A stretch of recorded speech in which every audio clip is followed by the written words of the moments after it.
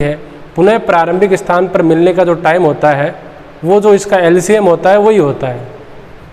अब क्वेश्चन में नहीं लिखा होगा कि आपको एलसीएम निकालना है, ये 2-3 बार करने के बाद आपको स्वयं को पता चलना चाहिए कि हाँ ये क्वेश्चन जब सर ने कराया था तो इसमें एलसीएम निकाला था।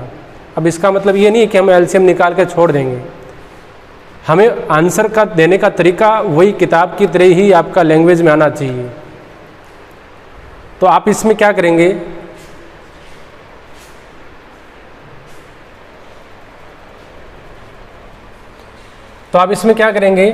सबसे पहले तो आप ये बताएंगे कि सोनिया को कितना समय लगता है। सोनिया को एक चक्कर लगाने में लगा समय 18 मिनट। रवि को एक चक्कर लगाने में लगा समय 12 मिनट। अब दोनों एक ही स्थान और एक ही समय पुनः कब मिलेंगे, तो मान लेते हैं जैसे ये यहाँ से प्रारंभ करते हैं, एक ही टाइम में प्रारंभ करते हैं, एक ही समय में प्रारंभ करते हैं, तो वापस यही मिलना है। तो आप देख सकते हैं अगर ये 18 और 18 दूनी 36, 2 चक्कर में उसके 36 मिनट हो जाएंगे, जबकि 12, 24 और 36 जितनी देर के अंदर सोनिया 2 चक्कर निकालती है उतने में रवि 3 चक्कर पूरे कंप्लीट कर लेता है। तो ये 36 मिनट के बाद सोनिया कहाँ होगी, प्रारंभिक स्थान पर, और रवि कहाँ होगा, प्रारंभिक स्थान पर। तो ये 36 वो समय है जहाँ पर ये पुनः प्रारंभिक स्थान पर मिलते हैं। और ध्यान से देखें ये 36, 18 और 12 का जो एलसीएम है वही है। तो हमें क्या करना है, हमें ये बताना है सोनिया और रवि के पुनः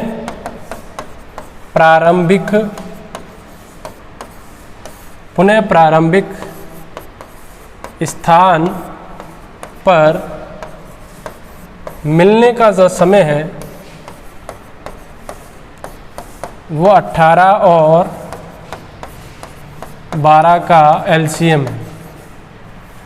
हमें ऐसा नहीं करना है कि सीधा एलसीएम निकाल के छोड़ दिया, कारण सहित बताना है कि हम एलसीएम क्यों निकाल रहे हैं, क्योंकि पुनः प्रारंभिक स्थान पर मिलने का जो टाइम आ रहा है वो एलसीएम के थ्रू आ रहा है, इसलिए हम एलसीएम का यूज़ करेंगे।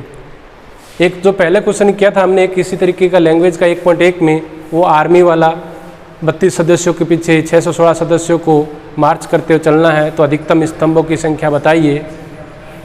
तो उसके अंदर हमने HCF निकाला था, जबकि यहाँ हमें एलसीएम निकालना है। तो ये 2-3 बार जब प्रैक्टिस करते हैं ना तब आपको ऑटोमेटिक पता चल जाता है, जब क्वेश्चन सामने हमारे आता है तो आप समझ जाते हैं कि हाँ इसके अंदर हमें एलसीएम का यूज करना है।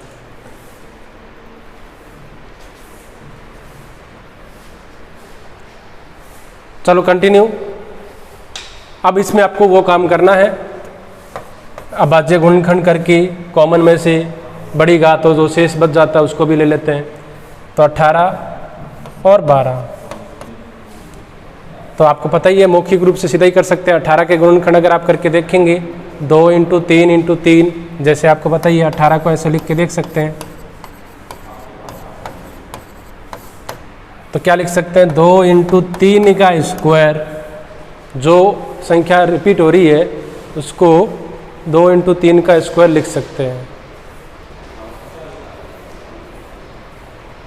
बिल्कुल सही है,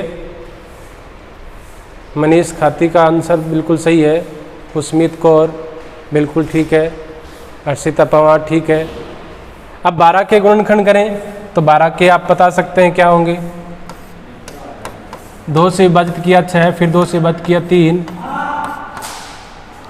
2 का स्क्वायर × 3। तो आप देख सकते हैं इसके अंदर एलसीएम जो होगा कॉमन में से बड़ी घात, 2 और 2 का स्क्वायर, 2 का स्क्वायर, कॉमन में से बड़ी घात 2 और 2 का स्क्वायर, तो 2 का स्क्वायर लेंगे, 3 और 3 का स्क्वायर, तो 3 का स्क्वायर लेंगे। कॉमन में से बड़ी घात लेते हैं एलसीएम में। अगर कोई शेष होता तो भी ले लेते, इसमें शेष कुछ है नहीं, तो बस इसको सॉल्व कर लेते हैं। 4 × 9 36। अब यहाँ ऐसे नहीं कि आंसर लिख के छोड़ देंगे, आंसर नहीं लिखना है, आपका आंसर वापस क्या आना चाहिए, आपका आंसर फिर उसी शब्दों में आना चाहिए जैसे किताब के अंदर क्वेश्चन हमें दे रखा था, पुनः प्रारंभिक स्थान पर मिलने का समय। तो लास्ट में एक लैंग्वेज लिखेंगे, अतः पुनः प्रारंभिक स्थान पर मिलने का समय बराबर 36 मिनट। तो इस तरीके से जो लैंग्वेज के क्वेश्चन होते हैं उसमें पूरा ध्यान रखना होता है कि हमें समझाते हुए कि हम एलसीएम क्यों निकाल रहे हैं, पूरा लैंग्वेज को समझते हुए उसको अच्छी तरीके से करना होता है, ताकि कोई भी इसको देखे तो वो समझ जाए कि इसमें एलसीएम क्यों निकाला गया है, या जो भी लैंग्वेज अपन लिखते हैं वो स्पष्ट होनी चाहिए, कारण सहित पता होना चाहिए कि हम इस सवाल को समझते हुए कर रहे हैं, ऐसे नहीं रटते हुए। अब अधिकतर देखा गया है कॉपी के अंदर, मैं जब बच्चों की कॉपी देखता हूँ कई बार, तो वो क्या करते हैं, 18 को लिया, यही सवाल यहाँ से स्टार्ट करते हैं, ऊपर कुछ ही नहीं लिखा कि किसको कितना समय लग रहा है और एलसीएम हम क्यों निकाल रहे हैं, और उन्होंने 18 से स्टार्ट किया और यहाँ 36 लाकर पीछे आंसर लिख दिया। अब इससे तो स्पष्ट ही नहीं हो रहा ना कुछ के अंदर कि हमने ये एलसीएम क्यों निकाला है और ये 36 क्या आया है। तो हमें क्या करना होता है, लास्ट में पर्सन का भी यूज करना होता है।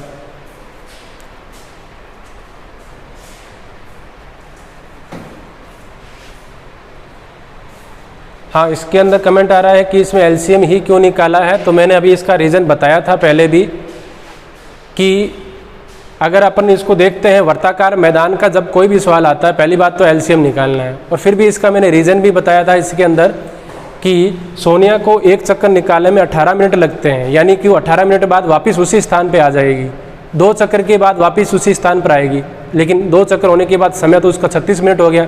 जबकि रवि जब होगा वो फास्ट भाग रहा था तो उसके 24 मिनट के अंदर वापस पुनः प्रारंभिक स्थान पर आएगा, लेकिन दोनों वापस मिलने चाहिए, तो दोनों तो तभी आएंगे ना जब दोनों का टाइम इक्वल होगा।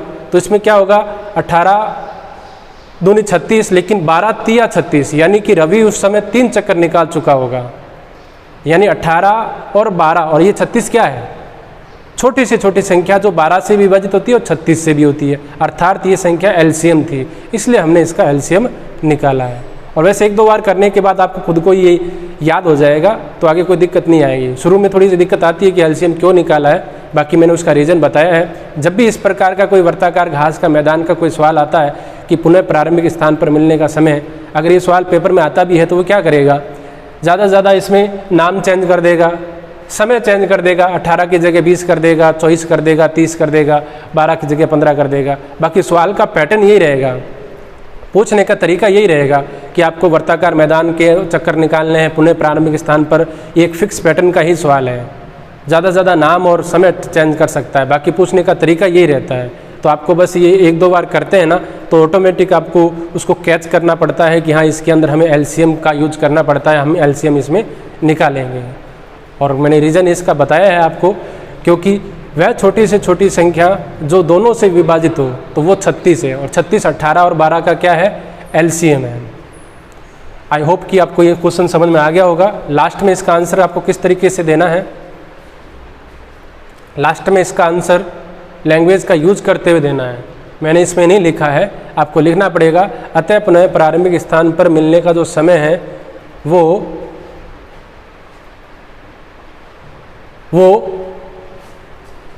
36 मिनट है। तो इस तरीके से ये आपका इस क्वेश्चन का आंसर हो जाएगा। और हमारी जो 1.2 एक्सरसाइज थी वो कंप्लीट हो गई है। अब अपन 1.3 की बात करते हैं। और पहली प्रश्नावली के अंदर अगर हम बात करें सबसे महत्वपूर्ण प्रश्नावली तो वो है 1.3। लास्ट ईयर के कुछ अगर हम पेपर उठा के देखते हैं तो हम देखते हैं कि अधिकतर जो सवाल है वो 1.3 से पूछे जाते हैं। ये प्रश्नावली आमतौर पर 4 नंबर में पूछी जाती है। एक नंबर का क्वेश्चन आता है और एक 3 नंबर का क्वेश्चन आता है। तो अभी जो अपन ने जितने भी किए हैं 1.2 के अंदर, इसमें मुख्य रूप से अगर 1 नंबर का क्वेश्चन पूछता है वो आपसे या तो एचसीएफ पूछता है या एलसीएम पूछता है। हाँ, अगर सूत्र पे सवाल पूछ लेता है तो कई बार वो सवाल 3 नंबर में पूछ सकता है। बाकी अधिकतर अगर अपन पेपर में क्वेश्चन देखते हैं तो वो 1.3 में से पूछता है। 1.3 में क्वेश्चन किस टाइप के हैं उसके बारे में अपन बात करते हैं। कठिन नहीं है, एक फिक्स पैटर्न है। हाँ, इसमें भी लैंग्वेज है, लेकिन ऐसा नहीं कि सवाल लैंग्वेज की नहीं है, लेकिन हमें जो सॉल्यूशन करना है वो लैंग्वेज वाला है। लेकिन हम समझते हुए करेंगे और 2-3 बार प्रैक्टिस करेंगे, वो आपको याद हो जाएगी, कोई दिक्कत नहीं आएगी उसके अंदर। समझते हैं उसको।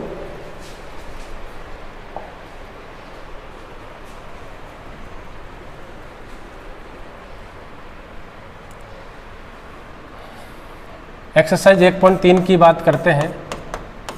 मैं बता देता हूं इसके अंदर सवाल किस टाइप के हैं। इसमें सवाल 2 प्रकार के हैं। एक आपसे कहेगा सिद्ध करो,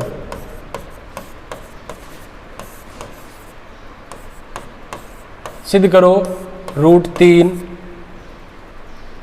√2, √3, √5, √7, √11, ऐसे बहुत सारी संख्या हो सकती है।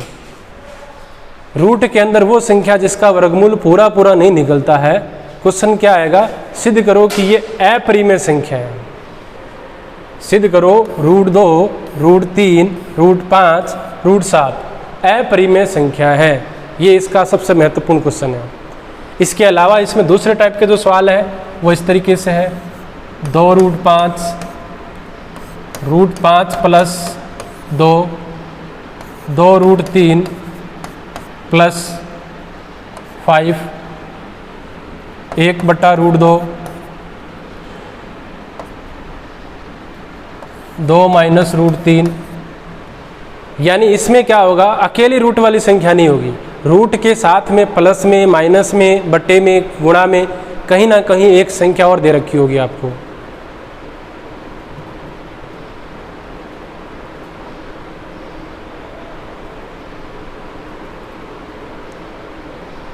कल वाला क्वेश्चन अभी आते ही मैंने स्टार्टिंग क्लास में ही कराया है, पूरा अच्छी तरीके से मैंने उसको अच्छी तरीके से बताया है।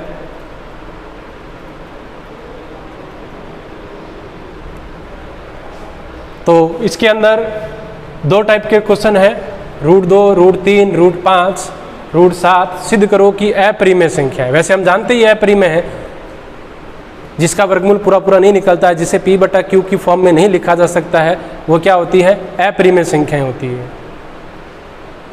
तो 2 टाइप के सवाल है, इसका तरीका अलग होगा।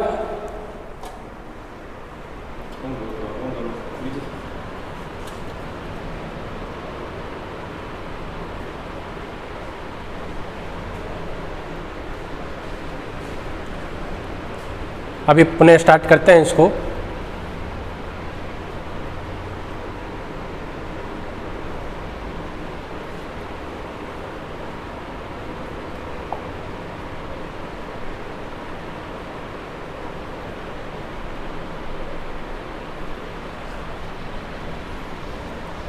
तो अभी मैंने बताया था कि 2 टाइप के सवाल है इसमें, √3, √2, √5 अपरिमेय। तो आज अपना जो क्वेश्चन करेंगे, एक रूट वाली संख्या को सिद्ध करेंगे। सिद्ध कीजिए √2 एक अपरिमेय संख्या है। उसके बाद में आपको प्रैक्टिस के लिए √3 और √5 का सवाल कराऊंगा। तो एक अगर आपको समझ में आ जाता है, देखो इसमें थोड़ा समझना भी पड़ेगा और कुछ चीज़ें याद भी रखनी पड़ेगी। मैं हर चीज़ आपको कारण सहित बताते हुए चलूँगा, लेकिन फिर भी स्टार्टिंग के अंदर इसके अंदर कुछ चीज़ें आप याद रख के चलेंगे तो ज़्यादा अच्छा रहेगा। तो क्वेश्चन क्या आएगा, सिद्ध करो अपरिमेय संख्या है। आप इसमें जस्ट उल्टा मानेंगे। मैं पर्सन लिख देता हूँ पहले, आपका पर्सन एग्जाम में कैसा मिलेगा या किताब में अपन पर्सन देखेंगे कैसा आएगा। सिद्ध कीजिए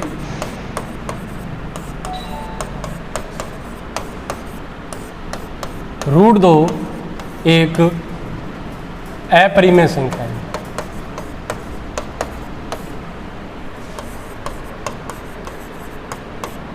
अब देखो इसमें संख्याओं के बारे में पता होना चाहिए, पूर्णांक क्या होता है, परिमेय क्या होता है, अपरिमेय संख्या क्या होती है, भाज्य संख्या क्या होती है, अभाज्य संख्या क्या होती है।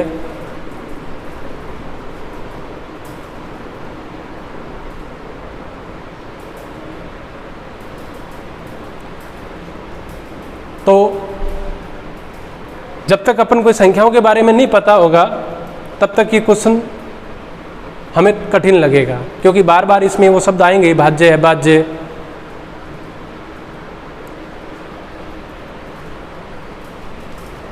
तो इसके अंदर पर्सन कैसा आएगा वो आप देख रहे हैं। इसके अंदर सिद्ध कीजिए √2। अब √2 की जगह √3 आ जाएगा, √5 आ जाएगा, √7 आ जाएगा, उससे कोई फर्क नहीं पड़ेगा। अगर एक क्वेश्चन आप समझ लेते हैं और वो पैटर्न ध्यान रख लेते हैं, फिर कोई भी क्वेश्चन कर सकते हैं। फिर अपन रूट के साथ वाली जो संख्या होती है प्लस माइनस गुणा वाली, वो उसका पैटर्न अलग है, उसके बारे में हम बाद में करेंगे नेक्स्ट क्लास में। आज केवल अपन √2 √3 इसके बारे में बात करेंगे। तो आप जब सॉल्यूशन करेंगे इसका, तो आप सबसे पहले इसको यहाँ से स्टार्ट करेंगे। माना √2 एक परिमेय संख्या है,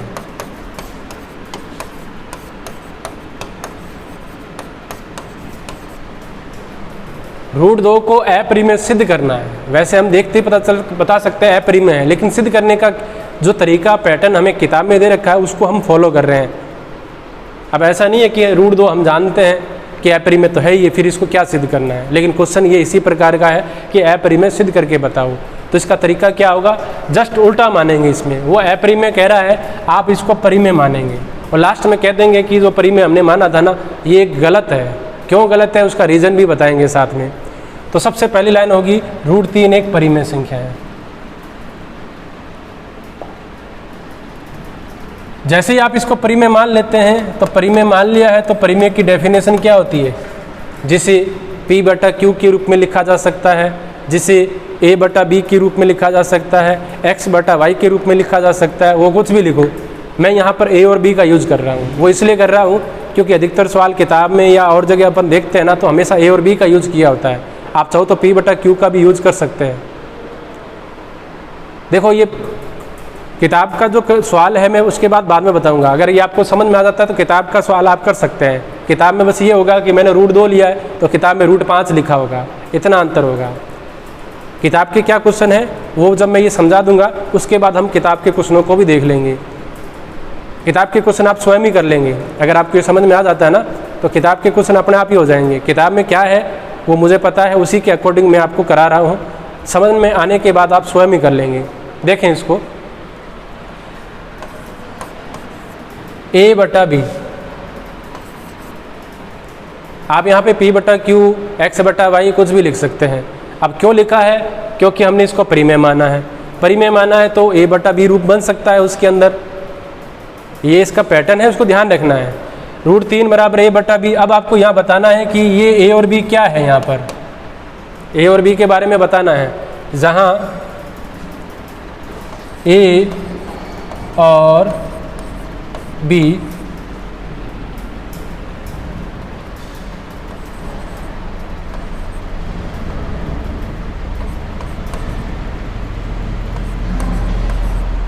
जहाँ A और B धनात्मक पूर्णांक है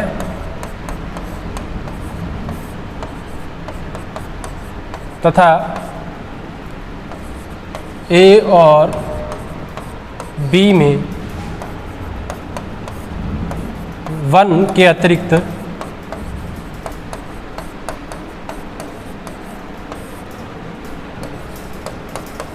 कोई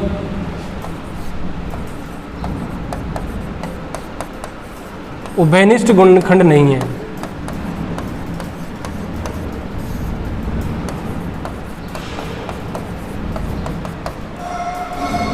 जहाँ A और B धनात्मक पूर्णांक है और A और B में 1 के अतिरिक्त कोई उभयनिष्ठ गुणनखंड नहीं है। मतलब पूर्णांक तो है ही, पूर्णांक तो बहुत सारे थे, लेकिन हमने यहाँ धनात्मक का यूज किया है। उसके बाद इसके अंदर 1 के अतिरिक्त गुणनखंड का मतलब क्या है, जैसे 2/3 हो सकता है, ये 3/4 हो सकता है, 5/7 हो सकता है, और कोई कॉमन नहीं है। जैसे इसमें कोई गुणनखंड नहीं, एक तो हमेशा ही होता है, इसके गुणा में 1 है, इसके गुणा में 1 है, इसमें 1 है, इसमें 1 है, एक तो होता ही है। लेकिन इस टाइप का नहीं है। जैसे मैंने लिखा 4/6, A 4 है और B 6 है, लेकिन ये एग्जाम्पल क्या नहीं है, इस टाइप का नहीं है। जैसे 2 दूनी 4, 2 तिया 6 कट रही है, 2 के पार्ट से इसको काट सकते हैं, सरल कर सकते हैं। तो यहाँ A और B जो अपने लिखे हैं उसमें कोई गुणनखंड कॉमन नहीं है, मतलब उसको आगे काट के सरल नहीं किया जा सकता है। अब इसका रीज़न क्या है, इसका रीज़न जब अपन इस पूरे क्वेश्चन को आगे बढ़ाएंगे तब जाके आपको पता चलेगा कि इसमें 1 के अतिरिक्त गुणनखंड नहीं है, लेकिन लास्ट में सिद्ध कर देंगे कि 1 के अलावा इसमें गुणनखंड है। तो आप क्या करेंगे, आगे देखें, ये लाइन आपको सीधी याद रखनी है कि ए और बी पूर्णांक है और ए और बी में एक के अतिरिक्त कोई गुणनखंड नहीं है। फिर क्या करना है, वर्ग करने पर इसका जो फिक्स पैटर्न जो तरीका है वो ध्यान रखना है। हर सवाल में ऐसे ही होगा, √3 बराबर a बटा बी, ये लैंग्वेज हर सवाल में आएगी, चेंज नहीं करेंगे किसी भी क्वेश्चन में। √5 आएगा तो भी यही आएगा, √6 आएगा तब भी यही होगा, √7 होगा तब भी यही होगा। वर्ग करने पर तो यहाँ वर्ग करेंगे तो आपको पता है √3 का वर्ग तो 3 हो जाएगा। रूट वाली संख्या का स्क्वायर करते हैं, स्क्वायर का मतलब क्या होता है, √3 इंटू √3, और √3 इंटू √3 सबको पता है, रूट हट जाएगा, √3 इंटू √3 यानी 3। लेकिन इधर तो रूट था ही नहीं, तो इधर क्या हो जाएगा, a² बटा b²। फिर क्या करना है, वज्र गुणा, तिरछी गुणा, क्रॉस गुणा। 1 की a बटे में कुछ नहीं था, 1 मान सकते हैं, 1 की इससे गुणा की, a² बराबर 3b²। इसको देना है आपको इक्वेशन नंबर 1। फिक्स पैटर्न प्रारूप है इसका। आप क्या मानेंगे, परिमेय मानने के बाद a बटा b, फिर वो जो लैंग्वेज है कि पूर्णांक है और एक के अलावा कोई गुणनखंड इसमें नहीं है। फिर वर्ग करेंगे, वर्ग करने के बाद वज्र गुणा करेंगे। अभी जैसे मैं 2 का करता हूँ, मैं जब इसको √3 का करूँगा तो आप देखेंगे केवल संख्या चेंज होगी और कुछ चेंज नहीं होगा इसके अंदर। यहाँ तक आपको क्लियर होगा। मैं नेक्स्ट ले रहा हूँ। अभी मैंने एक समीकरण बनाई थी, a² बराबर 3b²। मैं पुनः लिख देता हूँ इसको यहाँ पर दोबारा से। अब देखो यहाँ पर एक 2 लाइनें आती है, वो सबसे महत्वपूर्ण है। अधिकतर बच्चों की जो गलती होती है वो इन 2 लाइनों के अंदर आती है, वो उल्टा लिख देते हैं यहाँ पर, तो उसको थोड़ा ध्यान रखना है। पहले मैं लिख देता हूँ, उसके बाद मैं आपको समझा दे दूँगा। आप यहाँ लिखेंगे a² 3 से विभाजित होता है, a² 3 से विभाजित होता है, बीच में कॉमा लगाए, ध्यान रखना। अब आप कहोगे सर a² 3 से विभाजित कैसे होता है, तो आप देख सकते हैं a² बराबर 3 इंटू b² है, तो b का मान कुछ भी रख दें, 1 रखो, 2 रखो, 3 रखो, 4 रखो, तो आप देखोगे 3 इंटू 1 रखा, 1 का स्क्वायर 1, रिजल्ट कितना आया 3। ये वैल्यू किसकी है, a² की है, तो ये 3 से विभाजित हो रहा है एक बार। अगर मैं यहाँ 2 रखता हूँ, 2 का स्क्वायर 4, 3 इंटू 4 कितना आया 12। क्या ये 3 से विभाजित नहीं है, 3 चौक 12। तो 3 जो नज़र आ रहा है वो b² के साथ में आ रहा है, लेकिन हमें पता है कि b का मान रखकर 3 से गुणा करेंगे तो a² का मान आएगा। तो अधिकतर बच्चे क्या लिख देते हैं, यहाँ a² की जगह b² लिख देते हैं कि b² 3 से विभाजित होगा, जबकि यहाँ पर 3 b के साथ नज़र आ रहा है, लेकिन लिखना आपको a² होता है, क्योंकि ये समीकरण है ये। तो समीकरण के अंदर आपको जो दिखाई दे रहा है कि 3 इसके गुणा में, वो नहीं लिखना है, जबकि 3 जो है a² 3 से विभाजित होता है। इसका मान रखने पर 3 से गुणा करने पर a² की वैल्यू आएगी। सभी सवाल में फिक्स है ये। अब अगली लाइन क्या होगी, a² 3 से विभाजित होता है, इसलिए a भी 3 से विभाजित, a भी 3 से विभाजित होगा।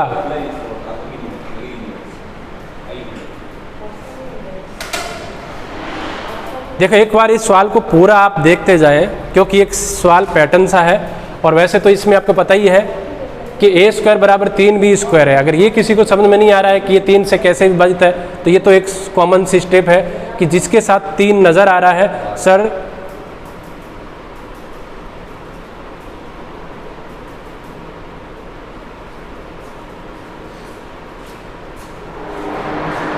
अच्छा देखते हैं एक बार। अच्छा है, ऊपर मैंने √2 है और मैंने यहाँ √3 करा दिया। चलो एक ही बात है, मैं यहाँ √3 कर देता हूँ, एक ही बात है। नीचे मैंने √3 का कराया है, क्वेश्चन मैंने आपको √2 का बताया था, वो बात एक ही है। दोबारा देख लें, प्रश्न क्या आएगा, अपरिमेय। आपकी पहली लाइन क्या होगी, सिद्ध आप मानेंगे कि ये परिमेय संख्या है। परिमेय मानने के बाद आपको पता है परिमेय वो संख्या है जिसे a बटा b के रूप में लिख सकते हैं या p बटा q के रूप में लिख सकते हैं, वो लिखा। ये लैंग्वेज आपको ध्यान रखनी है कि a और b पूर्णांक है, एक के अलावा कोई गुणनखंड नहीं है। फिर वर्ग करना है, वर्ग करने के बाद वज्र गुणा करनी है। उसके बाद सेम ये जैसी स्टेप आती है समीकरण देने के बाद 3 जो है वो b स्क्वायर के साथ नज़र आ रहा है, लेकिन आपको पता है कि b का मान रखने पर 3 से गुणा करने पर a स्क्वायर की वैल्यू आती है। तो आप यहाँ लिखेंगे a स्क्वायर 3 से विभाजित होता है, तो a भी 3 से विभाजित होगा। अब ये देखो, ये क्वेश्चन ही ऐसा है, अगर कोई बच्चा ये सोचता है कि मेरे को एक ही क्लास में एक ही बार में सब कुछ समझ में आ जाए, तो वो थोड़ा सा मुश्किल होता है, क्योंकि लैंग्वेज वाले क्वेश्चन में थोड़ी सी प्रॉब्लम आती है इसके अंदर। लेकिन आप धीरे धीरे जब इसको लगातार क्लास अटेंड करेंगे, एक दो क्लास देखेंगे और दोबारा से इसको आप लिख के प्रैक्टिस करने का प्रयास करेंगे, धीरे धीरे आपको ये इजी लगना स्टार्ट हो जाएगा। क्योंकि इसकी विशेषता क्या है, इसकी विशेषता ये है कि अगर एक क्वेश्चन को अगर अपन पैटर्न को ध्यान रख लेते हैं तो फिर सारे के सारे क्वेश्चन वैसे ही चलते हैं। जैसे अभी मैं एक को सवाल करके बताऊँगा ये सवाल होने के बाद। तो मैंने ये बताया, अच्छा ये लाइन मैं समझा देता हूँ कि ये कैसे आई। a स्क्वायर 3 से विभाजित होता है, जैसे मान लो 5 का स्क्वायर है, अगर ये किसी संख्या से विभाजित होता है, जैसे 5 का स्क्वायर 5 से विभाजित है, क्योंकि 5 का स्क्वायर कितना होता है 25, और 25 में 5 का भाग जाएगा। अगर ये स्क्वायर हट भी जाता है तो भी विभाजित होगा। हाँ, वो बात अलग है कि अब ये एक बार विभाजित हो जाएगा। तो कोई संख्या अगर a स्क्वायर अगर p से विभाजित होती है व्यापक रूप में, तो a भी p से विभाजित होगा। कोई भी संख्या है 7 का स्क्वायर अगर 7 से विभाजित है, यानी 49/7, स्क्वायर हटा भी देंगे तो भी 7/7 वो संख्या इससे क्या होगी, विभाजित। तो दूसरी लाइन समझ में आ गई होगी। a स्क्वायर अगर 3 से विभाजित है तो मैंने स्क्वायर को हटा दिया है और मैंने क्या लिखा, a भी 3 से विभाजित होगा। तो ये आधा क्वेश्चन इसका हो गया है। इसके 3 हिस्से हैं जिसमें से एक हिस्सा इसका कंप्लीट हो गया है। क्वेश्चन थोड़ा बड़ा ज़रूर है लेकिन पैटर्न एक जैसा ही है, तो आपको आगे ज़्यादा कोई दिक्कत नहीं आएगी, सवाल चेंज नहीं होगा इसका। यहाँ तक करने के बाद क्या लिखेंगे, माना a बराबर 3c, जहाँ c एक पूर्णांक है। ये किस आधार पर लिखा हमने, ये हमने देखो a 3 से विभाजित है, तो 3 से विभाजित होने वाली संख्या 3 भी है, 6 भी है, 9 भी है, 12 भी है, डैश डैश बहुत सारी संख्या है। 3 से विभाजित होने वाली संख्या बहुत सारी है। अब हमें व्यापक रूप में लेना होता है। अब c की जगह देखो 1 रखो, 3 एकम 3 ये संख्या आ गई, 3 दूनी 6 ये वाली संख्या आ गई, 3 तिया 9 ये आ गया, 3 चौक 12 ये आ गया, सारी संख्या आ गई। कैसे पता चला a बराबर 3c लेना है, क्योंकि हमने अभी अभी बताया है कि a 3 से विभाजित होता है और 3 से विभाजित होने वाली संख्या तो बहुत सारी है। तो फिर हम क्या लिखेंगे, यहाँ पर व्यापक रूप में लिखेंगे a बराबर 3c। अब क्या करना है, ये मान आपको समीकरण 1 में रखना है। a का मान समीकरण 1 में रखने पर, a का मान समीकरण 1 में रखने पर, तो a की जगह रखेंगे 3c। a पे क्या था, स्क्वायर, इस पूरे पे स्क्वायर आएगा, बराबर में 3b स्क्वायर। a की वैल्यू जो हमने अभी निकाली है, a 3 से विभाजित है, तो विभाजित होने वाली संख्या बहुत सारी है, उसको व्यापक रूप में लिखने के लिए a बराबर 3c का यूज़ किया। c एक अन्य पूर्णांक है, ये मान हमने a की जगह रखा। अब इसको फिर सॉल्व करो, 3c का स्क्वायर कितना हो गया, 9c स्क्वायर, इधर क्या चल रहा है 3b स्क्वायर, 3 को भाग में ले लो, तो 9c स्क्वायर बटे, अगली स्टेप में ले लेता हूँ मैं इसको,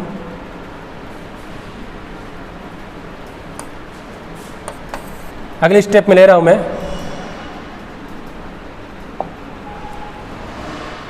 9c स्क्वायर बराबर 3b स्क्वायर, ये स्टेप थी। 3 को भाग में लेना है, तो 9c स्क्वायर बटे 3b स्क्वायर, तो इसको इससे काट सकते हैं, तो आप इसको लिख सकते हैं b स्क्वायर बराबर 3c स्क्वायर। अब ध्यान दो, समीकरण नंबर 1 और ये 2 आप ध्यान से देखोगे लगभग एक जैसी है, बस अंतर क्या था, वहाँ a स्क्वायर बराबर क्या था 3b स्क्वायर, यहाँ क्या आया b स्क्वायर बराबर 3c स्क्वायर। तो सेम जो 2 लाइनें उधर लिखी थी वैसी की वैसी आपको यहाँ लिखनी है, लेकिन आप लिखोगे क्या वो देखो। अब ये 3c के साथ नज़र आ रहा है, लेकिन आप वो 2 लाइनें जो पहले लिखी थी वो की वो यहाँ आएगी, कौन सी, ये वाली, ये वाली a स्क्वायर, तो पहले यहाँ a स्क्वायर था, अब वहाँ पर कौन है b स्क्वायर। बी स्क्वायर 3 से विभाजित होता है तो बी भी 3 से विभाजित होगा। ये दो की दो लाइनें वहाँ पे भी आएगी। तो आप यहाँ लिखेंगे चूंकि बी स्क्वायर 3 से विभाजित होता है, बी स्क्वायर 3 से विभाजित होता है, इसलिए बी भी 3 से विभाजित होगा, बी भी 3 से विभाजित होगा।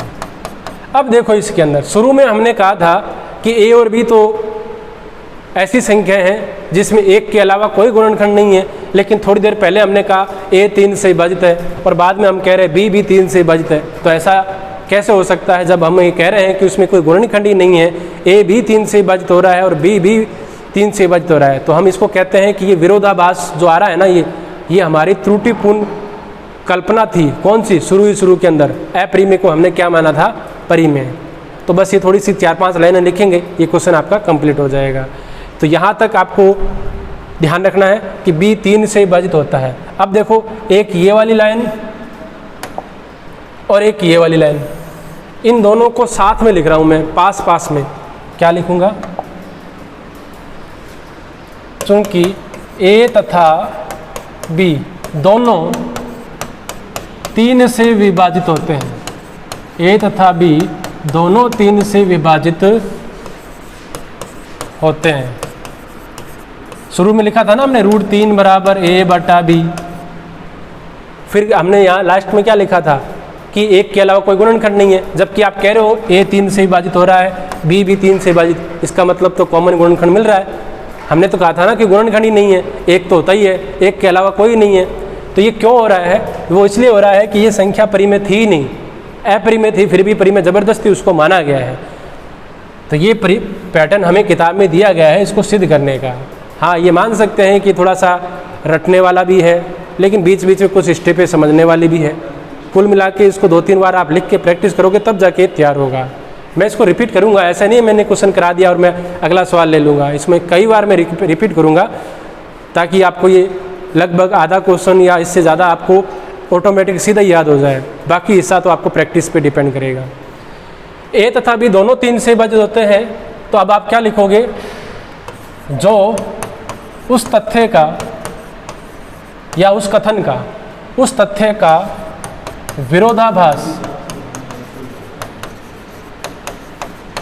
विरोधाभास मतलब अपोजिट बता रहा है कि वो तो कह रहा था नहीं और यहाँ अपन कह रहे हैं, ये उस तथ्य का विरोधाभास करता है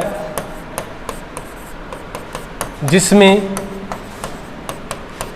हमने माना था कि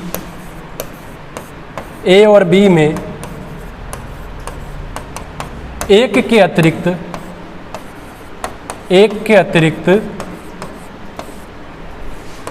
कोई उभयनिष्ठ गुणनखंड नहीं है, कोई उभयनिष्ठ गुणनखंड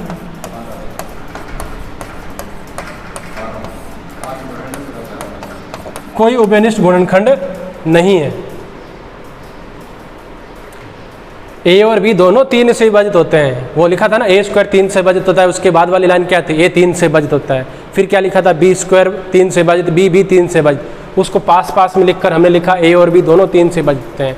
ये उसका विरोध कर रहा है जो साइड में लिखा था ना शुरू के अंदर, √3 बराबर a बटा b, जहाँ ए और बी पूर्णांक है और एक के अतिरिक्त कोई गुणनखंड नहीं है, उसका विरोधाभास करता है।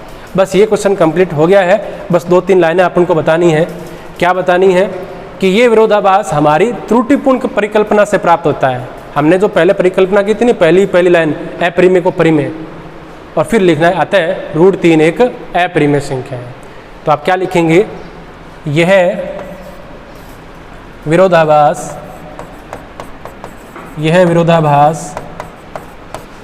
हमें हमारी गलत या त्रुटिपूर्ण गलत परिकल्पना से प्राप्त होता है। और फिर लास्ट लाइन आपकी आ जाएगी अतः √3 एक अपरिमेय संख्या है। अब मैं इस क्वेश्चन को दोबारा ले रहा हूँ, देखें उसको। ये एक पैटर्न है।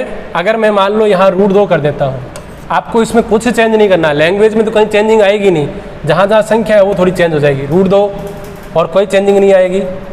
√2 वर्ग करेंगे तो √2 का क्या हो जाएगा 2, वज्र गुणा करेंगे तो यहाँ क्या हो जाएगा 2। कोई चेंजिंग नहीं की, केवल संख्या चेंज हो रही है। यहाँ पर 2, a² यहाँ आ जाएगा 2, यहाँ आ जाएगा 2, यहाँ आ जाएगा 2, मान रखेंगे 2c, 2 का कितना हो जाएगा 4c², यहाँ 2 आ रहा है। भाग लगाएंगे तो यहाँ पर इसके बाद वाली स्टेप क्या हो जाएगी, वो बीच में एक स्टेप हट गया है। चलो मैं यहाँ लिख देता हूँ। भाग लगाएंगे तो क्या होगा b² बराबर 2c²। ये 2 भाग में जाएगा, 4c² बटा 2 काटेंगे तो 2c², 2c² इधर लिख दिया, b² को इधर। तो वो की वो लाइनें आप यहाँ आ जाएगी। कौन सी, b² 2 से विभाजित होता है, b भी 2 से विभाजित होगा, और फिर आपकी सेम वही लाइन आ जाएगी ये वाली। ये a तथा b दोनों 2 से विभाजित होते हैं, ये सेम लैंग्वेज आएगी और लास्ट में आ जाएगा। अतः √2 एक अप्रिमेय संख्या है।